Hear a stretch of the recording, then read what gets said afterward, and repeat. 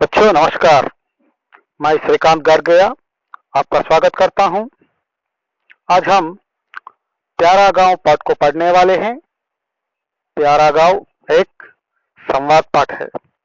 संवाद का मतलब है संभाषण। यह एक संभाषण पाठ है। छात्रों, पहले पाठ के चित्र देखिए, उसके नीचे दिए गए प्रश्नों के उत्तर चित्र के आधार से कल्पना कीजिए और उत्तर देने का प्रयास कीजिए। पाठ को पढ़िए और कठिन शब्दों के अर्थ शब्दकोश में ढूंढिए। पहला प्रश्न देखेंगे। पहला प्रश्न है, इस चित्र में क्या क्या दिखाई दे रहा है? छात्रों बताइए, क्या क्या दिखाई दे रहा है आपको? हाँ, यहाँ पर घर है, मकान है, पेड़ पौधे है, किसान, बैल, बस, बैलगाड़ी, पहाड़, बादल आदि बहुत कुछ दिखाई दे रहे हैं ना आपको? हाँ, सही है। अब दूसरा प्रश्न देखेंगे। कौन क्या कर रहे हैं?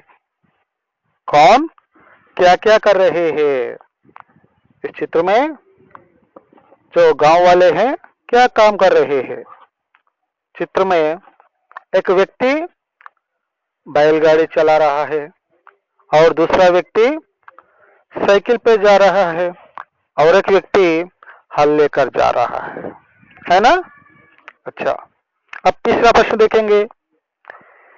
इस चित्र में आपको कौन सा दृश्य सबसे अच्छा लगा और क्यों?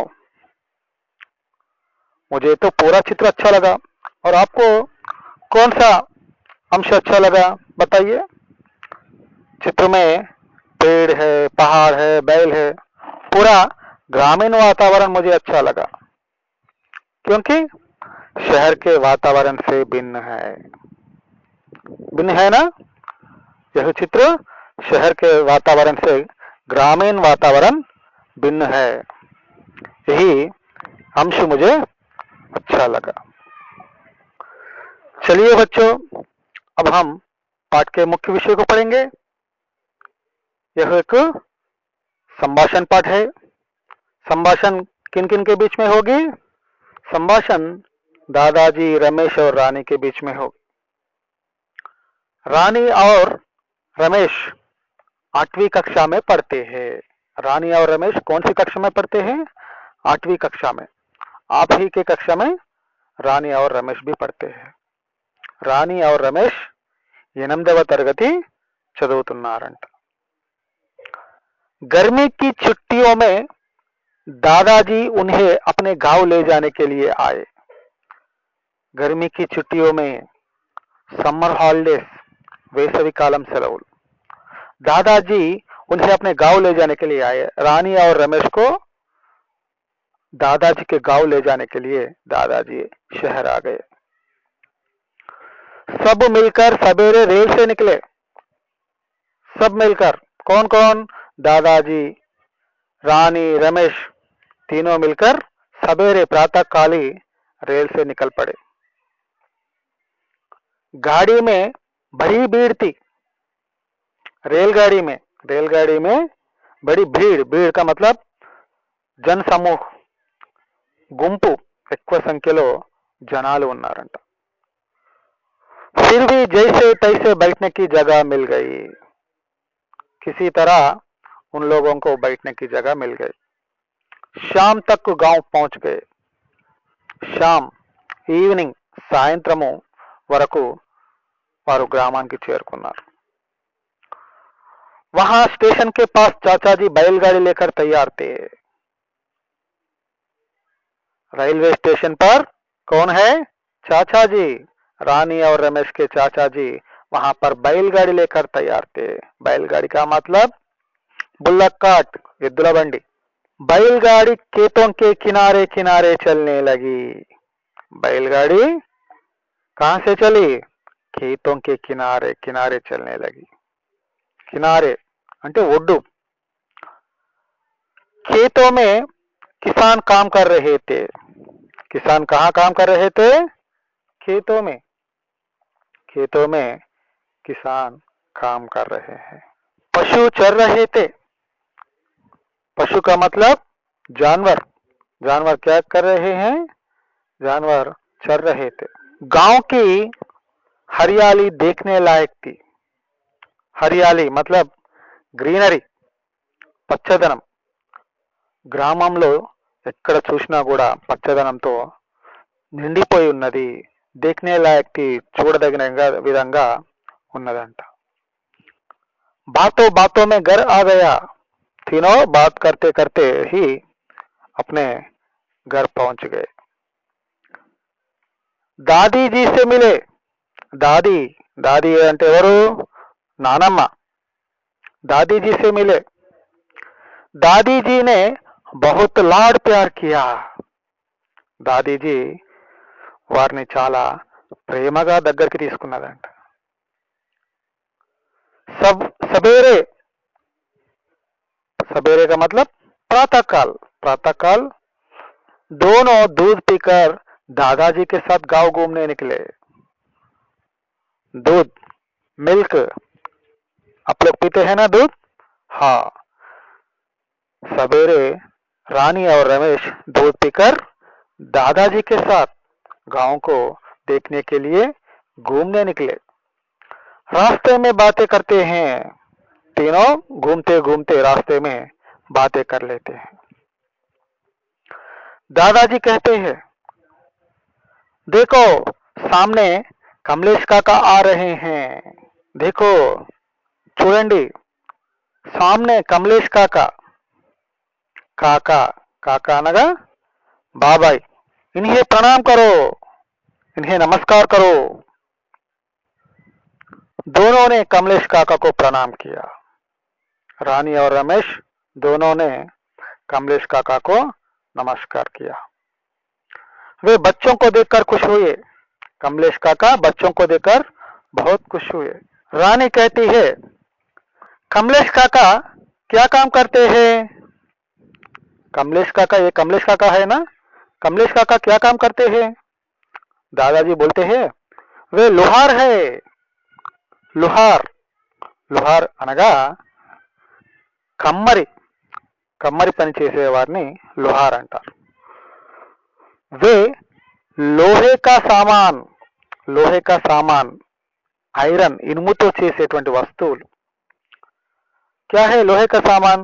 जैसे खुरपी, खुरपी गड्डपार, पावड़ा, पावड़ा అంటే పార, हथौड़ा, सुत्ती, पहिया, चक्रम, कुल्हांडी, गोड्डली आदि सामान बनाते हैं. ये लोहार लोग खुरपी, पावड़ा, हथौड़ा, पहिया, कुल्हांडी आदि सामान लोहे से बनाते हैं.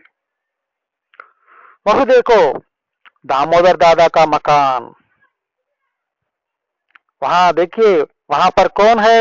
दामोदर दादा है और दामोदर दादा का मकान है. उधर देखिए, दादाजी कहते हैं. रमेश कहता है, दामोदर दादा क्या काम करते हैं? अरे ये दामोदर दादा भी क्या काम करते हैं? दादाजी, दामोदर दादा क्या काम करते हैं? दादाजी बोलते हैं, दामोदर दादा गांव वालों के लिए मिट्टी के बर्तन जैसे गड़े, मटके, हांडी, मिट्टी के खिलौने आदि बनाते हैं. ये दामोदर दादा है ना? हाँ, ये दामोदर दादा मिट्टी के बर्तन बनाते हैं. गड़े, गड़े का मतलब कुंडा, मटके చిన్న కుండలు, हांडी చిన్న చిన్న మట్టి పాత్రలు, మిట్టి కే ఖిలోనే, మిట్టి కే ఖిలోనే బొమ్మలు, మట్టితో చేసిన బొమ్మలు, ఇవన్నీ కూడా చేస్తారంట. बच्चों, तुम्हें पता है मिट्टी के बर्तन बनाने वाले को क्या कहते हैं? आप लोगों को पता है बच्चों? हाँ, मिट्टी के बर्तन बनाने वाले को क्या कहते हैं? हाँ, यहाँ पर रानी कहती है, देखिए रानी, कुम्हार कहते हैं ना दादाजी? क्या कहते हैं? कुम्हार कहते हैं. कुम्हार అనగా కుమ్మరి, కుమ్మరి అని అంటారు. कुम्हार कहते हैं ना दादाजी, कहती है रानी। दादाजी बोलता है, शाबाश, मेरी प्यारी रानी बेटी को तो सब कुछ पता है। दादाजी क्या कहता है? शाबाशी देता है। रानी बेटिया को सब कुछ पता है, अन्नी तेलसु रानी की। वह देखो चंद्रैया चाचा का घर, उधर देखिए वहां पर चंद्रैया चाचा है, चंद्रैया चाचा का घर भी है। वे कपड़े बुनते हैं, కపడా బట్టలు, బున్న అంటే నేయడం, బట్టలు నేయడం। रानी, अच्छा दादाजी, कपड़ा बुनने वाले को क्या कहते हैं? सरे, एक कपड़े बुनने वाले को क्या कहते हैं? బట్టలు నేసేవారిని ఏమంటారు? दादाजी बोलते हैं, कपड़ा बुनने वाले को जुलाहा कहते हैं। कपड़ा बुनने वाले को क्या कहते हैं? जुलाहा, సాలెవారు, శాలోళ్ళు అని అంటారు। कपड़ा मशीन और हाथ दोनों से बनाते हैं। कपड़ा कैसे बनाते हैं? मशीन से बनाते हैं और हाथ से भी। हाथ से कैसे बनाते हैं? हाथ से बनाने का मतलब यहाँ पर हाथ करगे का इस्तेमाल करते हैं। हाथ से बनाने को हाथ करगा कहते हैं। చేతి మగ్గం, हाथ करगा मतलब చేతి మగ్గము, మగ్గము సహాయంతో వాళ్ళు నేస్తారు। मशीन यंत्र, यंत्र से भी कपड़े आजकल यंत्र से, मशीन से भी बना रहे हैं। प्राचीन काल में हाथ करगे से ही कपड़े बनाते थे। बच्चों, अब हम पाठ के कुछ शब्दार्थ, लिंग और उल्टे शब्द आदि देखेंगे। यही से आज का पाठ समाप्त होता है। दूसरी कक्षा में फिर मिलेंगे।